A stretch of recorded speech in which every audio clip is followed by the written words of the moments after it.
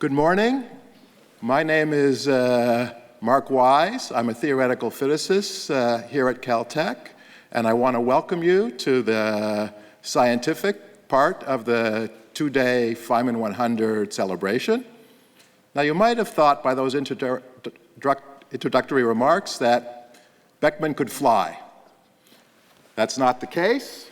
We're not about to take off. This is actually a scientific symposium.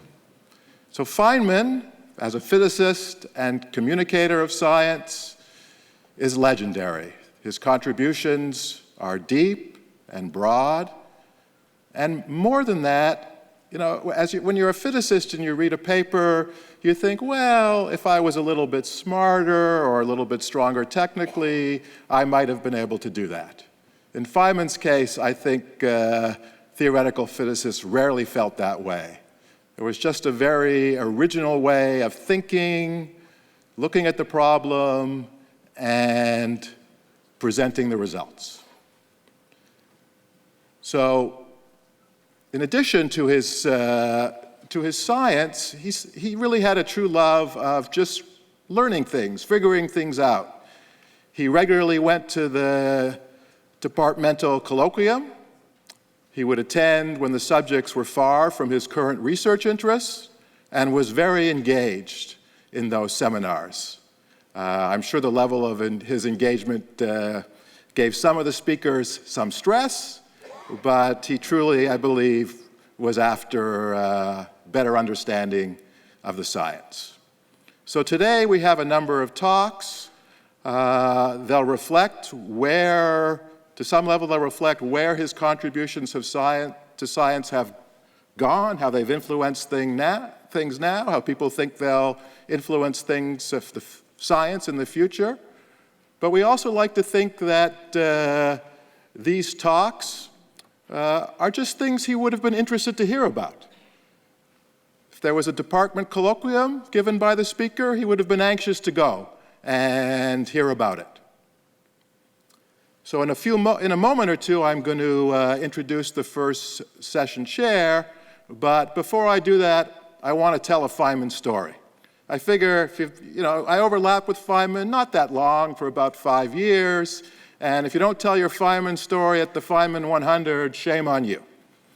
So I have to give you a little prep for the Feynman story. It's about the social etiquette in theoretical physics. So if you meet someone in your field that you know their research overlaps with you at some level, there's a particular greeting that's considered appropriate. So you meet the person, you might say hi, and then you say, what are you thinking about now?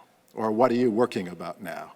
And what are you working on now? And sometimes you hope the response is short. Usually it's pretty short because you don't have a blackboard, or sometimes you end up writing in the air. But anyways, that's the typical greeting.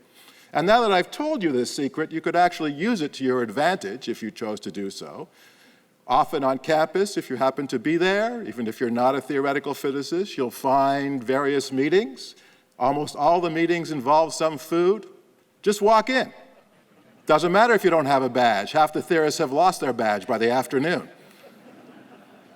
Walk up to someone there if you're worried that you don't look like you fit in, and ask them what they're working on.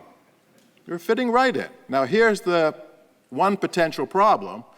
What do you do when they come back and ask you, what are you thinking about, or what are you working on? And so then you have to know something about the field, and I'll tell you another important thing about particle physics, or particle theory, because that's my field. In particle theory, about the best response you can give when they ask you what you're thinking about is magnetohydrodynamics. Odds are that'll just cut it off right there, and you can go and have the wine and cheese and whatever. Okay, so here's my Feynman story. So we overlapped for about 5 years. We didn't talk that often. Most of that time I was an assistant professor and he was God. So, but sometimes he'd come by my office, he'd ask me something, and usually it involved something about the weak interactions, a particular piece of data he was actually trying to understand. So it wasn't that often that we would converse. But one day we met in the hall in the morning, and I don't remember, he was off to somewhere, I was off to somewhere, so I wasn't going to ask him first what you're thinking about. I could have, I suppose, it's the polite thing to do, but he asked me what I'm thinking about, I don't remember what I said, and then, of course, the appropriate response is, what are you thinking about? And I asked him, and he told me, I won't give you the couple of sentences, and then he said after that, well, here I am, still working on my thesis. And he turned around, took one step, then spun around back at me, looked me in the face and said, but it was a very good thesis.